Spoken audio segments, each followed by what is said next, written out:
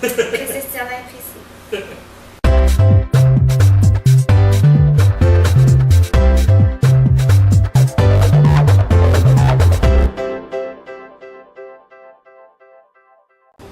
Alors, bonjour tout le monde et bienvenue dans ma cuisine.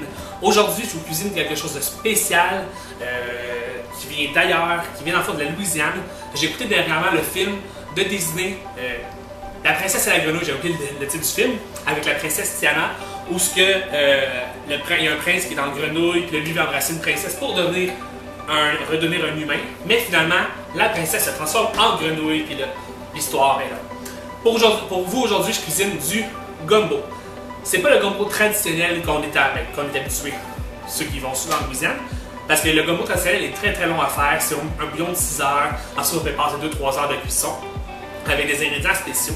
Moi, je vous prépare une recette facile à faire. Vous pouvez pouvoir la faire à la maison sans problème, qui est une recette en même temps plus... Oh! J'ai failli échapper ma farine. Qui est plus facile, plus tous les jours. Alors, on commence, on fait notre petit mélange d'épices en premier. D'épices cajun, avec du thym, de la sauce, des épices cajun, du sel et de l'ail. Ça sent vraiment bon. Et ensuite de ça, ce qu'on fait, c'est... Oh! On a de la visite. Bonjour! Je suis venue de très très loin parce que j'avais entendu dire qu'aujourd'hui tu préparais le gumbo. Et puis j'en sers souvent dans mon restaurant, le Tiana's Palace. J'ai pensé que je pouvais te donner un coup de main. J'aimerais ça, oui. Oui, tu aimerais ça? Oui. Alors, tu as mis l'huile déjà? Oui, j'ai mis l'huile. Est-ce qu'elle est chaude? À médium. Médium. Ouais, elle s'en vient chaude. Ok. On fait du roux. C'est ça qu'on appelle? Oui, on fait le roux. Le roux. Après ça, on va ajouter un quart de tasse de beurre et une tasse de farine. Tout à fait. Puis quand Une on fait demi-tasse un de bon- farine. Oh, excuse-moi, je te coupe la parole. Non, c'est correct. Quand on fait un bon roux, il faudrait que ça devienne brun et que ça sente un petit peu le café. C'est vraiment le secret pour que ça fasse un bon gumbo. J'ai hâte de voir. Ça veut dire qu'il faut attendre vraiment que l'eau soit très... c'est de l'huile. L'huile. Que l'huile soit très chaude.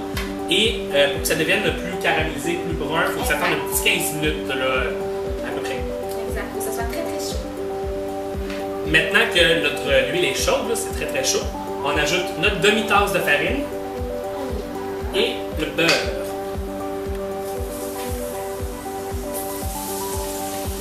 Et on fait attention hein, parce que l'huile c'est très très chaud. Je vais te laisser brasser pour que ça forme un petit caramel. Et ensuite, on ajoute les légumes. Dans les légumes, on a poivron rouge, poivron orange, allez-y comme vous voulez, mais moi c'est mes préférés. Un oignon, à peu près une tasse et demie, 2 tasses de carottes hachées en petits morceaux. Pour le roux, ce qui est important, c'est pas de le laisser coller. Si vous le laissez coller, il faut le recommencer parce que sinon votre gumbo il va goûter le brûlé. C'est bien important de tout le temps brasser.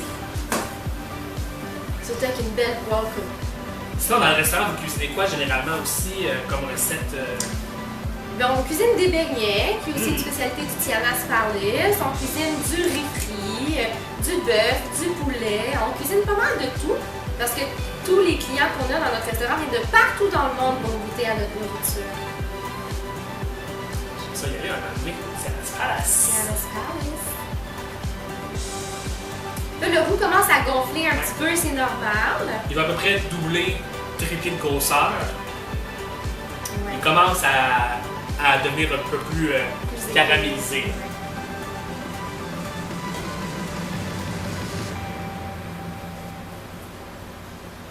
Vous allez voir, c'est quand même une grosse recette qu'on fait. Ça donne à peu près un 6, 8 à 10 portions de gumbo. Fait qu'il y a beaucoup de crevettes, un chorizo, quand même un bon morceau de chorizo, beaucoup de légumes. Vous allez voir, là, c'est une bonne recette. D'en manger une bonne portion quand même. Et ça sent très très bon le gumbo. Quand on cuisine ça à la maison, tous nos voisins le sentent. C'est souvent un repas qu'on va partager. En plus. Donc on en fait toujours en très grande portion. Ça se partage bien aussi si vous avez des amis, on reçoit à souper. C'est quelque chose on n'entend pas souvent parler. Et t'as pas besoin d'aller en Louisiane pour en manger. Tu fais cette recette-là et on déguste ça entre amis. C'est parfait. Tu laisses ça un beau pot en milieu de la table. On sert la louche directement avec un peu de riz à côté, à la limite. Là. Parfait comme recette. Et je vous souhaite que vos voisins viennent vous voir en même temps vu que ça sent bon. Donc, une fois que votre roux est prêt et caramélisé, on ajoute les légumes dans le même pot. Attention pour ne pas brûler. Avec les carottes.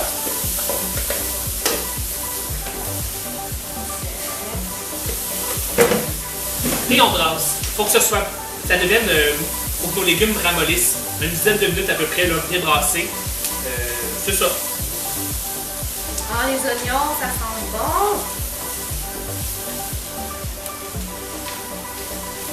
Peut-être une cuillère de mieux.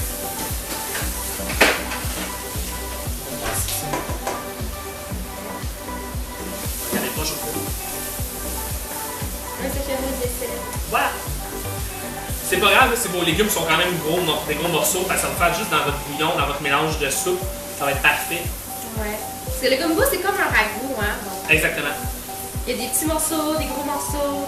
Si jamais là, vous avez déjà été en Louisiane, en Nouvelle-Orléans, goûté du vrai bon gumbo traditionnel, dites-moi là dans les commentaires en bas, là, je veux savoir qu'est-ce que vous en pensez. Puis si vous la faites, je veux vraiment que vous me dites la comparaison entre les deux. J'ai hâte, moi je sais d'y aller en Nouvelle-Orléans à m'amener pour découvrir toute la fête, la musique, le jazz, Ouais, l'ambiance festive là-bas. Là. Ouh! Puis le Mardi Gras, je crois que c'est la fête, une grosse fête là-bas. Là. J'aimerais ça vraiment vivre cette énergie-là. Le Mardi Gras, c'est comme le festival de Rio à Rio. Exactement. Les déguisements, les perles, la bouffe, là, c'est vraiment l'odeur de la bonne bouffe. Là. Beaucoup de fruits de mer là-bas. Ouais. Alors, on a imprégné les légumes du roux. Les légumes ont commencé à ramollir un petit peu, mais ils sont encore croustillants. Là, la prochaine étape, ce qu'on fait, c'est qu'on va acheter notre bouillon de poulet. Oh, n'oubliez pas, j'ai oublié de vous le dire au début, hein, de toutes les recettes, les ingrédients vont se trouver dans le bas de la vidéo. Les quantités et la recette en tant que telle va se trouver là. Mais on doit ajouter 4 tasses de bouillon de poulet. L'idéal, c'est de faire maison. C'est pour ça, c'est la recette de bouillon d'un vrai bon gumbo, c'est ça qui est long. Ah oui. C'est à peu près 6 heures de cuisson. Pour être sûr que ce soit vraiment super bon. Moi, c'est ça que je parlais tantôt à la pause, en bord des ondes, avec Sana, donner des trucs là. Le meilleur, là, ça serait de prendre la carcasse du poulet, tu fais cuire ton poulet, la carcasse avec un peu de légumes, tu fais ton vrai bouillon là. Oh, ça doit être tellement bon. C'est bon, puis même au restaurant, ce qu'on fait, c'est qu'on part la veille. Quand on ferme le restaurant, on prend notre bouillon. Quand on revient le lendemain, il est prêt. Et là, notre bouillon de poulet, une canne de tomates de tomates broyées, attention aux carottes, je ne sais pas si ça l'est.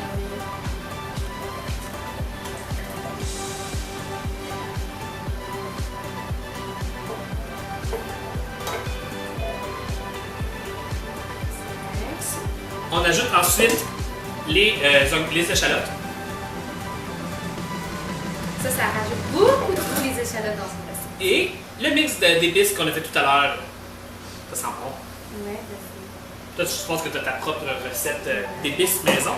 mais oui, ça dépend de mon humeur aussi. Des fois, j'ai envie que ce soit plus épicé. Des fois, que ça goûte plus les oignons. Ouais, ça, c'est à votre goût. Hein, si vous voulez que ce soit vraiment épicé, parce que le gumbo, c'est quand même assez épicé. On peut en rajouter, là, moi je ne traite pas épicé. Fait que j'ai pas mis les épices les plus fortes. Mais par exemple, tantôt, on a du chorizo épicé pour donner juste un peu plus de goût, quand même, de corps à cette recette. Quand on a un petit rhume, ça fait du bien à l'âme aussi. Ça nous décongestionne les sinus. Vous pourrez mettre aussi dedans, là, pendant que ça bout, justement, votre riz. Vers la fin, pendant qu'on laisse mijoter, tu mets ton riz, une dizaine de minutes à peu près. Ouais. Ça va donner encore une plus belle texture à votre gumbo. C'est encore plus traditionnel. Ça va être plus nourrissant, plus riche aussi. Mais ce qu'on va faire, nous autres, c'est que pour le servir, on va mettre ça dans un beau bol. On va se mettre une belle tasse de riz en plein milieu. Ça va être parfait. Ça va faire une belle présentation. Donc là, ce qu'il faut faire, on va le laisser aller. Faut qu'il ébullitionne, j'avais oublié le terme.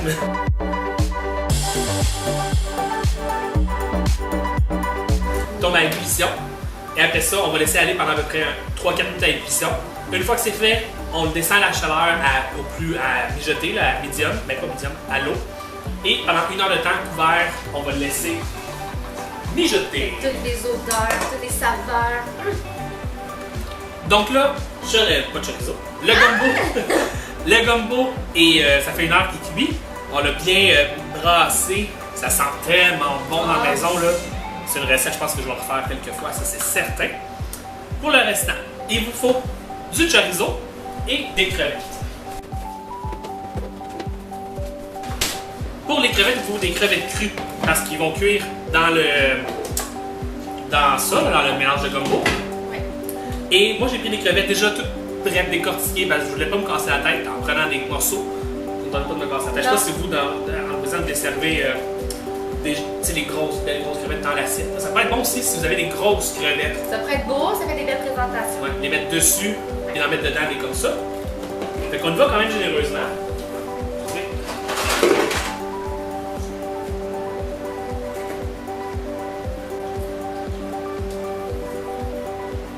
Là, on rappelle que des crevettes crues, c'est gris. Oui. C'est pas rose. T'sais, si on voit juste des films de Disney, on pense que les crevettes c'est tout le temps rose dans l'eau. Oui. Mais on peut ajouter le gumbo. Le chorizo. C'est ce que j'ai dit.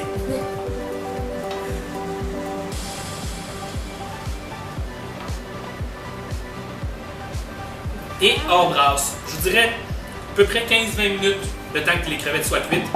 Et le chorizo aussi.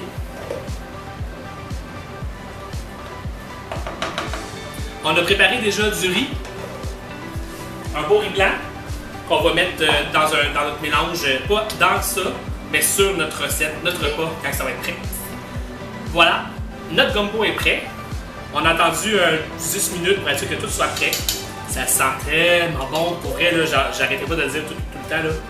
Ça va être une recette qui va être à refaire. Comme vous voyez, on a mis du riz dans le milieu pour avoir plus de corps, plus de nutriments. Non, oui, tout à fait. On peut le servir avec juste comme ça tout seul, des nouilles, comme genre un peu du spaghetti, ça pourrait être Non, bon oui, aussi. tout à fait.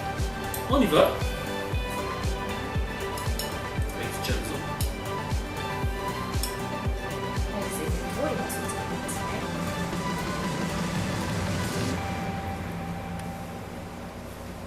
C'est très très chaud.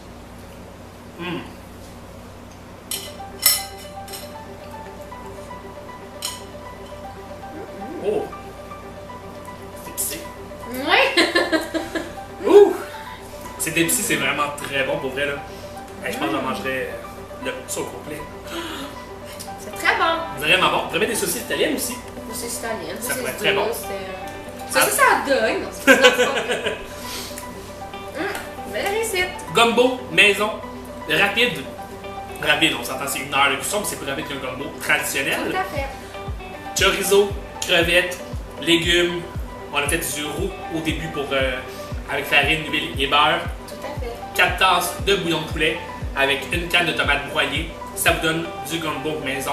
Super bon, ça sent bon. Je pense que je vois déjà des voisins là, qui accourent vers la porte. Rentrez. Je vous remercie beaucoup d'être là. Si vous le faites, je veux voir vos vidéos, vos photos avec le hashtag La Table avec Simon en dessous dans mes commentaires.